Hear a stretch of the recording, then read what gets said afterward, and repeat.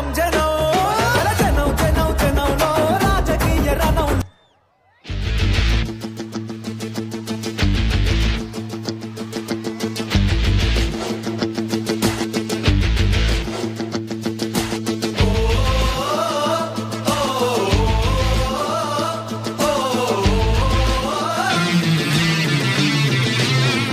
అందరూ కూర్చోవాలి. వేదిక పైన ఉన్న వాళ్ళందరూ, సార్ కలిసిన వాళ్ళందరూ కూర్చోవాలి. వెనక సీట్లు ఉన్నాయి, అందరూ కూర్చోవాల్సిందిగా విజ్ఞప్తి చేస్తా ఉన్నాం. కూర్చోవాల్సిందిగా అన్నా. పార్టీ అధ్యక్షుడే క్రమశిక్షణతో ఉండాలా అన్నా.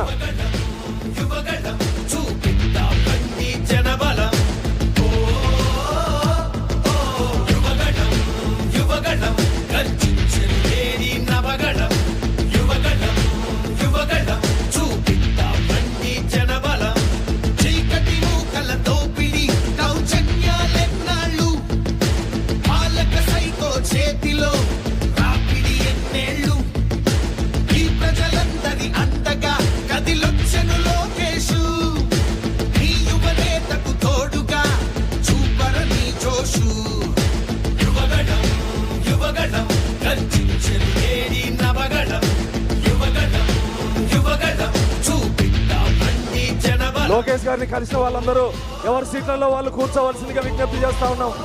లోకేష్ అన్నను కలిసిన వాళ్ళందరూ ఎమ్మెల్యేలు, ఎంపీలు, మంత్రులు ఎవరి సీట్లలో వాళ్ళు ఆసీనులు కావాల్సిందిగా విజ్ఞప్తి చేస్తాం.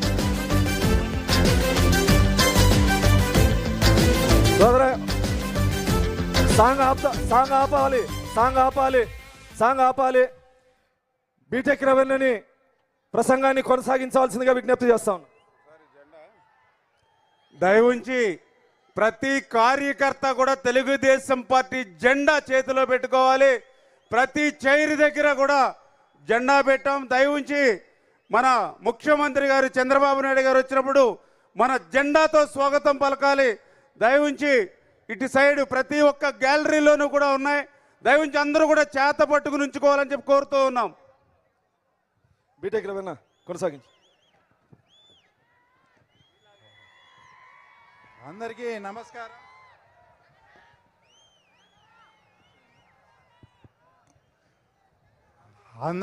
నమస్కారం.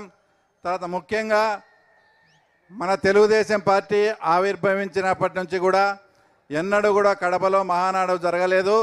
ఈ అవకాశం ఇచ్చిన మన ప్రీతం ముఖ్యమంత్రికి కానీ, జాతీయ ప్రధాన కార్యదర్శి నారా లోకేష్ గారికి కానీ ప్రత్యేక ధన్యవాదాలు, కృతజ్ఞతలు తెలుపుకుంటూ, అలాగే వైఎస్ఆర్ జిల్లాగా ఉన్న ఈ ప్రాంతాన్ని వైఎస్ఆర్ కడప జిల్లాగా కూడా ఈ మధ్యనే జీవో ఇచ్చినందుకు కూడా వాళ్ళకు కూడా ప్రత్యేక ధన్యవాదాలు తెలుపుకుంటూ, ఈ మధ్య కొన్ని పేపర్లలో, మీడియాల్లో చూడడం జరిగింది.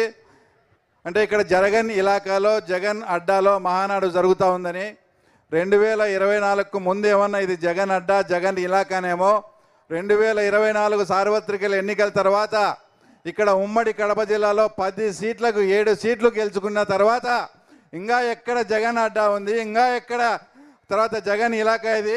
ఏం తమ్ముళ్ళు, ఏ అడ్డా ఇది? చంద్రబాబు గారి అడ్డా బిడ్డ, అవునా కాదా? తర్వాత ఎవరు ఛానల్స్లో ఇది జగన్ ఇలాకా అడ్డా అని ఇంకా ఇక్కడ నుంచి ప్రస్తావించకూడదని కూడా వాళ్ళందరికీ కూడా కోరుకుంటూ, ఇదే ప్రాంతం నుంచి ఇద్దరు ముఖ్యమంత్రులు అయినా కూడా రాయలసీమకు కానీ ఏదన్నా ఒక ఇరిగేషన్ ప్రాజెక్టు కూడా తెచ్చిన పాపాన పోలేదు. ఆ రోజు అన్న నందమూరి తారక రామారావు గారు తమిళనాడుకు డ్రింకింగ్ వాటర్ తీసుకుపోవాలనే నెపంతో తమిళనాడు వాళ్ళ డబ్బులు వెచ్చించి ఇక్కడ తెలుగు గంగను ఏర్పాటు చేయడం జరిగింది. తర్వాత గాలేరు నగర్ కానీ, హెచ్ఎన్ఎస్ఎస్ కానీ ఇవన్నీ కూడా ఒక అద్భుతమైన ప్రాజెక్టులు మన నందమూరి తారక రామారావు గారు ఇక్కడ తలపెడితే 2014 నుంచి 19 లోపు ఈ ప్రాజెక్టులో ఎక్కడెక్కడ లొసుగులు ఉన్నాయి, ఎక్కడెక్కడ టన్నెల్స్ ఉన్నాయి, అవన్నీ కూడా కంప్లీట్ చేయాల్సిన బాధ్యత మన ప్రీతం ముఖ్యమంత్రి గారు తీసుకొని ఇప్పటికి మాకు ఆయన చెప్పినట్లు పులివెందులకు కూడా కుప్పం కన్నా ముందు పులివెందులకు నీళ్ళు ఇస్తానని ఆ మాట నిలబెట్టుకున్న ఘనత మన తెలుగుదేశం పార్టీది, నారా చంద్రబాబు నాయుడు గారిది. అలాగే ఇదంతా మా పులివెందుల ప్రాంతం అంతా హార్టికల్చర్ హబ్గా కూడా ఈరోజు తయారై పులివెందుల వాళ్ళు ఈరోజు అరటిని ఢిల్లీ, దుబాయ్కి ఎగుమతి చేస్తున్నారంటే మన ప్రీతం ముఖ్యమంత్రి నారా చంద్రబాబు నాయుడు గారు ప్రవేశపెట్టిన సూక్ష్మ సేద్యం కావచ్చు, తర్వాత డ్రిప్ ఇరిగేషన్ కావచ్చు. తర్వాత ఇద్దరు మా పులివెందుల ప్రాంతానికి చెందిన వాళ్ళు ఇద్దరు ముఖ్యమంత్రులుగా ఉండి కూడా లాస్ట్ సమ్మర్లో పులివెందుల ప్రాంతవాసులు డ్రింకింగ్ వాటర్ కూడా చాలా ఇబ్బంది పడినారంటే వాళ్ళ పరిపాలన ఏ రకంగా సాగిందో ఒక్కసారి మీరు కూడా అర్థం చేసుకోవాలా. మన కూటమి ప్రభుత్వం వచ్చిన తర్వాత జలజీవన్ వాళ్ళ ద్వారా పిలిపించి అమృత్ వాళ్ళని కూడా పిలిపించి జలజీవన్ను అమృత్ను కూడా అనుసంధానం చేసి తర్వాత పులివెందులకు మున్సిపాలిటీకి నీళ్ళు ఇచ్చిన ఘనత తర్వాత మన ముఖ్యమంత్రి చంద్రబాబు నాయుడు గారిది. ఆ తర్వాత అలాగే ఇప్పుడు ఏదైతే ప్రాజెక్టులు కానీ ఇవన్నీ ఈ రకంగా నిర్మాణాలు జరుపుకుంటూ పోతూ ఉంటే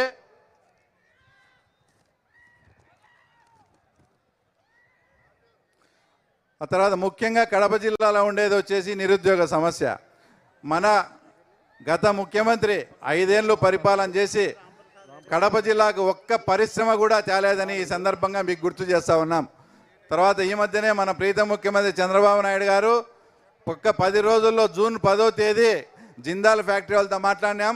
తర్వాత స్టీల్ ప్లాంట్ కూడా తర్వాత ఇక్కడ పనులంతా కూడా ప్రారంభం జరుగుతాయని కూడా చెప్పడం జరిగింది.